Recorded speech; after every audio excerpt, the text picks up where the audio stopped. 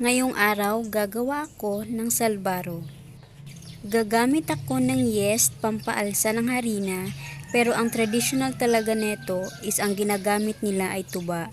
Pero kung hypertensive ka, skip mo yung tuba at mas mainam na yeast na ang gamitin mo.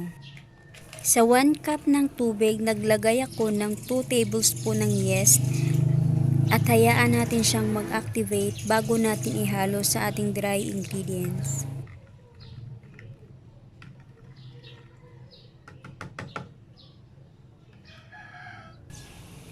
At narito naman ang mga sangkap na gagamitin sa ating salbaro.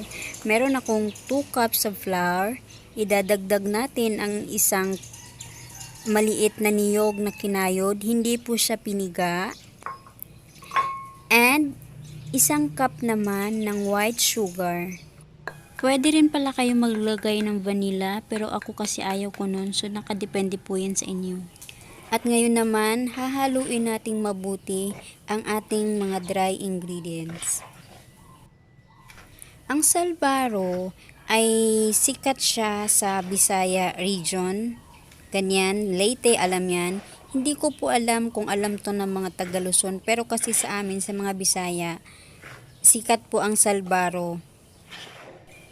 Noong bata pa ako, nakikita ko lagi ang salbaro tuwing fiesta sa probinsya.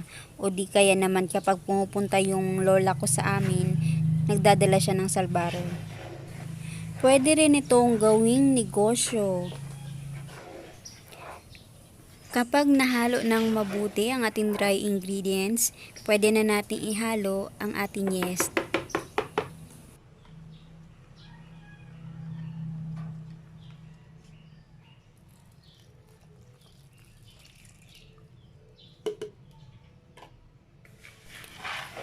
Haluing mabuti.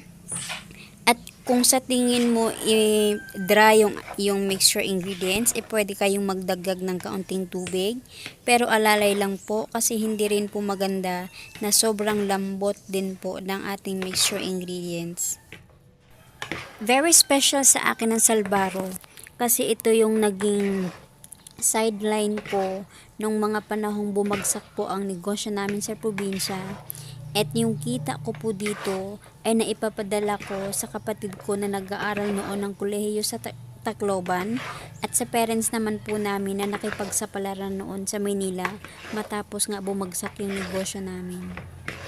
Sa pangnegosyo naman po, yung 1 kilong harina, pwede nyo siyang lagyan ng 2 katamtamang laki ng niyog. Marami na din po ang magagawa nun.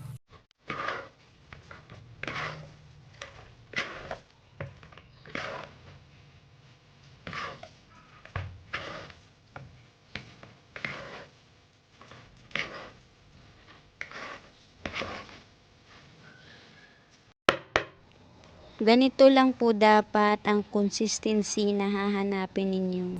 Hindi dry, hindi naman sobrang soft. Pagkatapos po nating haluin, hindi po natin yan paaalsahin gaya ng dough. Kundi ililipat po natin yan sa dahon ng saging at doon hahayaan natin siyang umalsa. At hindi rin po kailangang damihan ng paglagay sa dahon kasi tutubo pa po yan or aalsa pa po yan mamaya.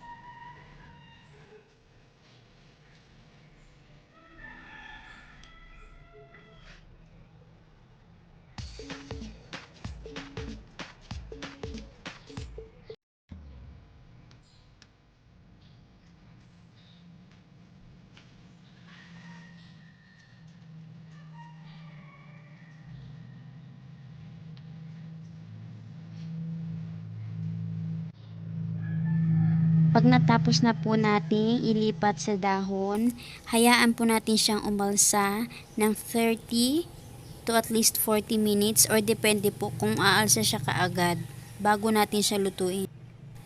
Ang traditional way na pagluluto po ng salbaro ay parang katulad sa pagluluto ng bibingka. Pero dahil wala naman pong enough na panggatong dito, susubukan ko pong lutuin siya sa oven. Tingnan natin po kung same lang po ba yung kalabasan.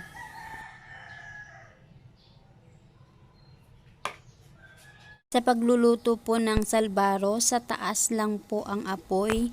So sa oven, ganun din ang gagawin natin. Sa taas lang po ang lalagyan ko ng apoy at ilalagay ko po yung temperature sa 180 degrees. At kung makikita nyo, ayan, sa taas lang po ang may apoy. At babalik ta rin lang naman natin yung salbaro mamaya. So ayan po, kapag nag golden brown na siya, maaari nyo na po siyang baliktarin. Medyo nahirapan ako sa pagluluto dito gamit ang oven kaysa sa paraan ng pagluluto na alam ko. Pero kakayanin.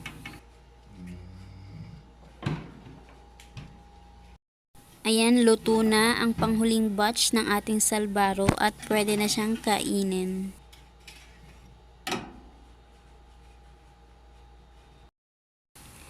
At ito na ang ating finished product, ang salbaro.